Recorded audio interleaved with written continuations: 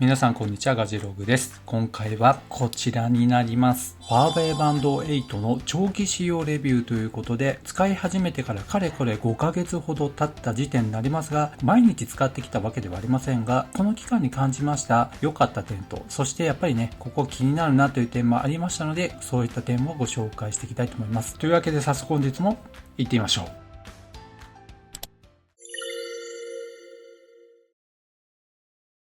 ということで、まず最初に良かった点になりますが、実はこのナイロンバンド、数ヶ月後に、このナイロンバンドのみ Amazon で販売開始となりました。その際に出した動画がこちらになるんですけども、あっという間に完売になりまして、今はね、普通に買えるようになっています。お値段が1100円になっているんですが、このバンドに交換しましたら、本当にね、化けましたね。このブラックモデルに関しては標準ではブラックのシリコンバンドがついているんですけども、装着面のこの今光っている部分ありますが、このね、本体の裏の部分はどうしようもありませんが、このナイロンの部分に関しましてもやっぱりシリコンバンドだとうっすら汗をかいていることがあるんですが、これだと汗をかいたとしても通気性がいいので、まず蒸発しやすいということと、多少なりともね、染み込んでくれるので、それがまた乾燥してベタッという感じがないのが本当に良かったですね。一番ね、広げますとこれぐらい広がります。そしてここの部分に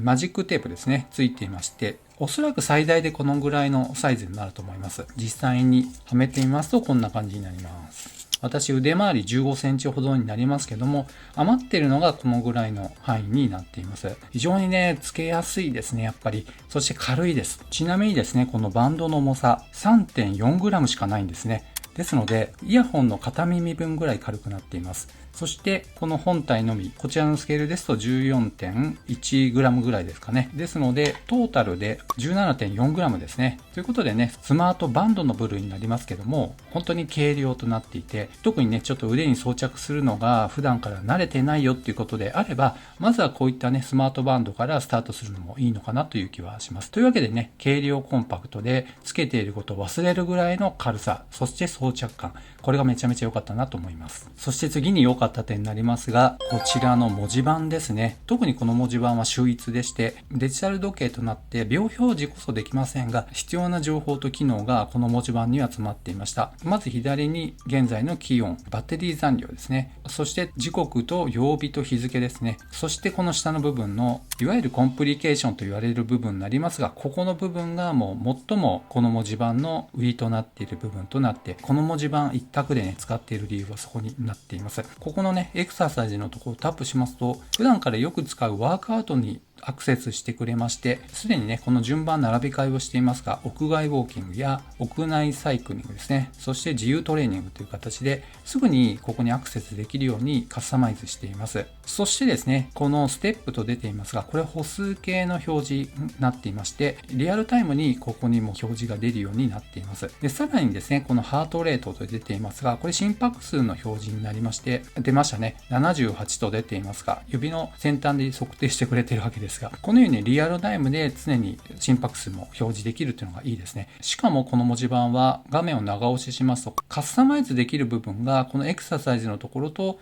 ハートレートですね、心拍数のところが変更できますよと出ています。例えばエクササイズのところをタップすると、今の機能のままでいいのか、活動の記録ですね。こんな風にリングが現れました。そして、デュアルタイムとありまして、世界のどこかの国の時刻を表示させる機能もついています。さらに天気のね、表示に変更することもできまして、自分の好きなものをね、この中から選ぶこともできます。さらにこのハートレート、心拍のところになりますが、ムーブ、もしくは睡眠測定、心拍数、エクササイズ、スタンドですね。この機能から自分の好きなものを選ぶことができます。ということで、この文字盤、こんな小さな画面ながらに、それぞれに機能を持たせているっていうのはすごいなと思います。これ以外にインストールしている文字盤もありまして、この文字盤ですね。私のチャンネルを昔から見てくださっている方は見覚えがあると思いますが、ファーウェイバンド6の時代から使っている文字盤、ファーウェイバンド8にもまだ使えました。この文字盤ちなみに有料となっています。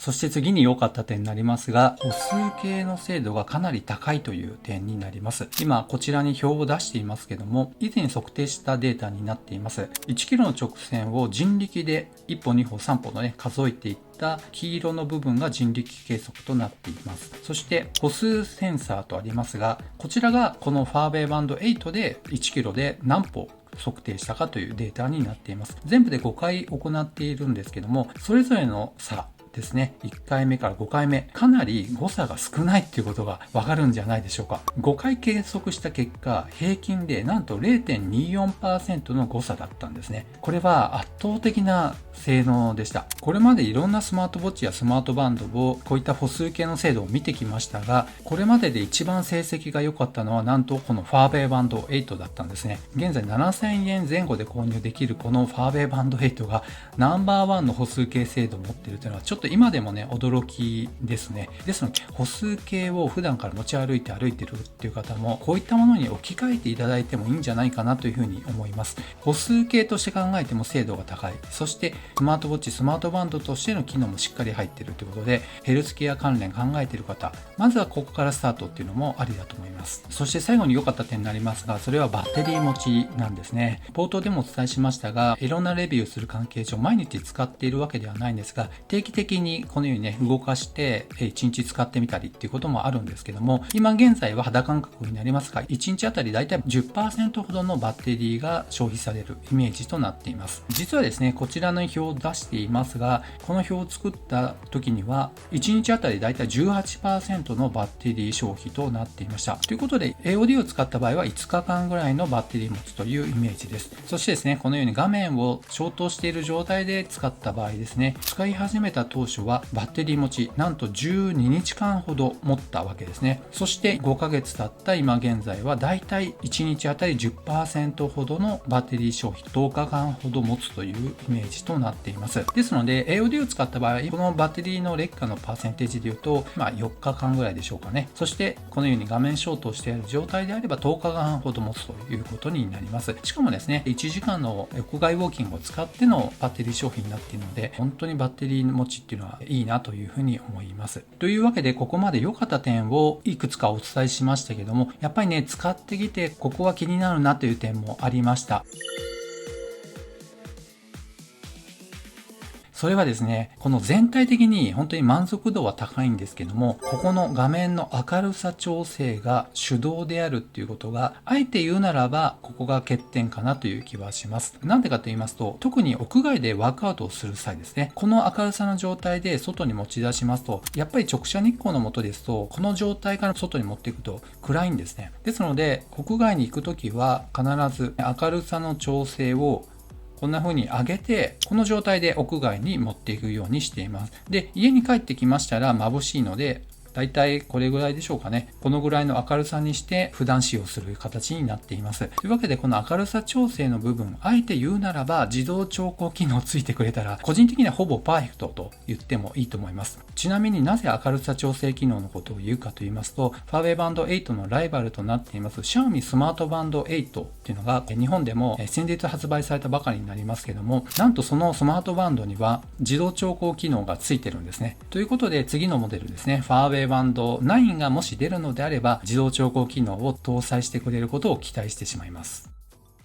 というわけで、今回ファーウェイバンド8の長期使用レビューということでお伝えしましたけども、いかがだったでしょうか。最後ね、文字盤を書いてみましたけども、本当にね、このファーウェイバンド8秀逸ですね。この軽量さ、そしてデザイン、サイドボタンもついていて使い勝手が抜群、歩数計の精度もいい、バッテリー持ちもいい、また文字盤のバリエーションですね。アプリでは有料の文字盤だらけになっていますが、それでも無料の中でも結構使えるものもありますので、そういったラインナップの面でね、選択肢が多いっていうのもいいんじゃないかなと思います。というわけでね、気になった方は概要欄にリンクがありますので、ぜひご覧いただければと思います。そしてこのファーウェイバンド8の関連動画はですね、初期設定や使い勝手向上するおすすめ設定とかですね、いろんな動画出していますので、ぜひ概要欄にあるリンクからご覧いただければと思います。この動画良かったよってことであれば、高評価、そしてまだの方はぜひこの機会にチャンネル登録をお願いいたします。ではまた次の動画でお会いしましょう。さよなら。